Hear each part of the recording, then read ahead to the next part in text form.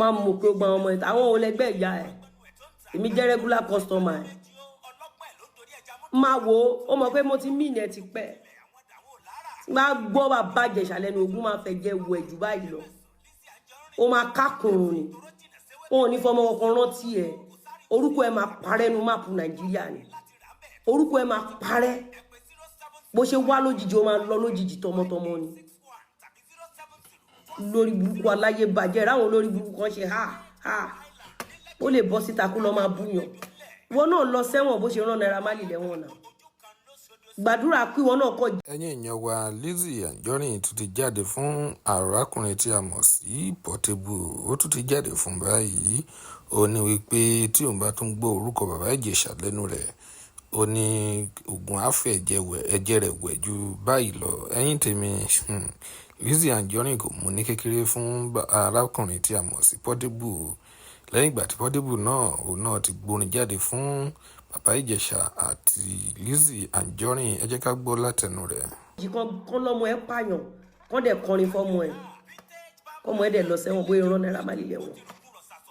ẹ̀yin olórí burúkú olòṣì ẹ fẹ́ pa ẹ fẹ́ ká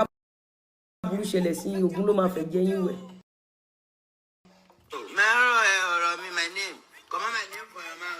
ṣé o gbọ́.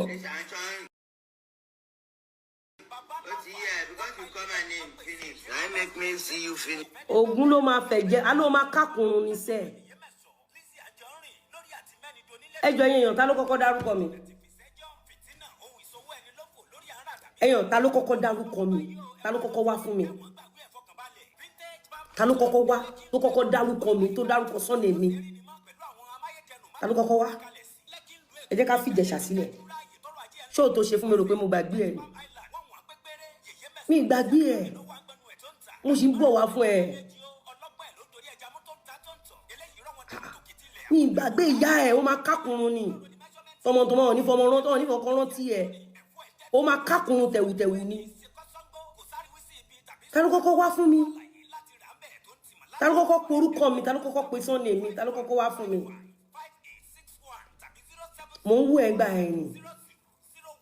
mo ń wú ìyá ẹ̀ ń gbà ẹ̀ ni kí n mórúkọ ìyá ẹ̀ kúrò lẹ́nu ó tí ì ṣe needful ó máa ṣe needful forúkọ mi tó pè yẹn ó ti gbàgbé ní àtàkì bísínẹ́sì mi onígòdì tí mò ń ta olóńgbò ó fẹ́ rí bàbá ńlákú bàbá ẹni tó fẹ́ gbé ṣòwò fún ẹ warriors ẹ máa ṣoore kan fún mi anybody tó bá ti gbé ṣòwò fún ẹ máa dìgẹ̀ nìyẹn ìyàwó ẹni ọmọ ẹni a máa gbé wá anybody tẹ bá mọ̀ ọmọ ẹ máa bá wa gbé wá anything tẹ bá mọ̀ ọmọ ẹ máa bá wa gbé wá olórí burúkú èyí tó lé lọ aláwọn tóbi dáhùn lọ yẹn ẹbẹ jọ ń bú mi ní ẹyẹ yàn ta ló kọ́kọ́ wá fún mi ẹ kì í block ele